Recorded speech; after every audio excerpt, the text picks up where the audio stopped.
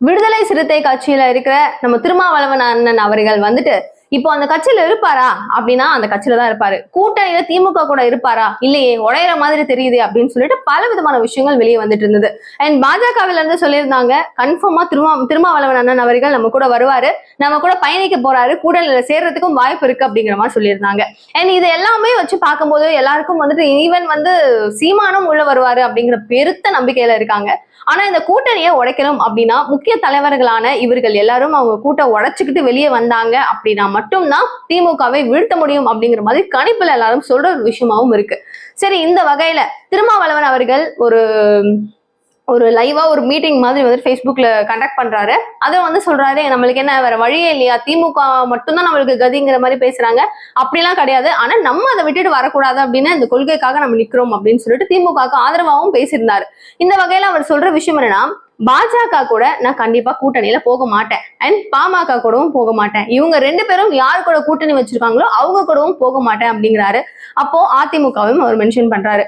So அதிமுகவுக்கு போறேன் அப்படின்னா அங்க வந்துட்டு கூட்டணி ஆட்சியில நான் போய் துணை முதலமைச்சர் பதவியை கூட நான் கேட்க முடியும், எம்பி சீட்டை இன்னும் கொஞ்சம் அதிகரிச்சுக்க முடியும்.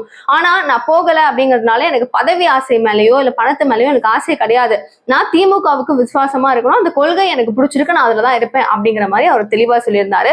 அது மட்டும் இல்லாம அதிமுகவில் நான் போய் சேர்ந்திருந்தேன் அப்படின்னா இன்னைக்கு நடு ரோட்ல தான் நின்று இருக்கணும் அப்படின்னு சொல்லிட்டு விமர்சனத்தையும் பயங்கரமா அள்ளி தெரிச்சிருக்காரு. இதனால இப்ப எடப்பாடி பழனிசாமியும் கொதிச்சு அவருடைய ரிப்ளை கொடுக்கதான் போறாரு.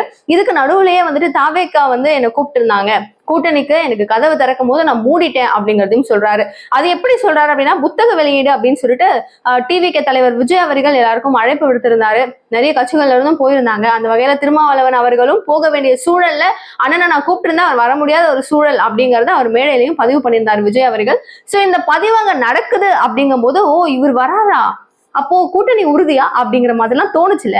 சோ அந்த விஷயம் தான் இவர் இங்கேயும் பதிவு பண்றாரு. நான் போயிருந்தேன்னா நடந்திருக்கும், ஆனா இந்த கட்சிக்குள்ள போறதுனால திமுகக்குள்ள சலசலப்பு வரக்கூடாது, மீதம் இருக்கிறவங்களுக்கு பேசுறதுக்கு வாய்ப்பு கொடுக்க கூடாது அப்படிங்கறதுனால மட்டும்தான் நான் அதையுமே தட்டி கழிச்சேன், எனக்கு நிறைய ஆப்ஷன் இருக்குப்பா அப்படிங்கறதான் அவர் சொல்லாம சொல்றாரு.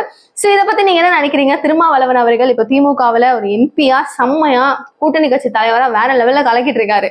அவரை உடச்சு வெளில தூக்கிட்டு வரணும் அப்படிங்கிறது பல பேர் இப்போ வெயிட் பண்ணி ஆசமா வெயிட் பண்ணிட்டு இருக்காங்க. நடக்குமா நடக்காதா அப்படிங்கறத ப்ளீஸ் கமெண்ட் பாக்ஸ் சொல்லுங்க.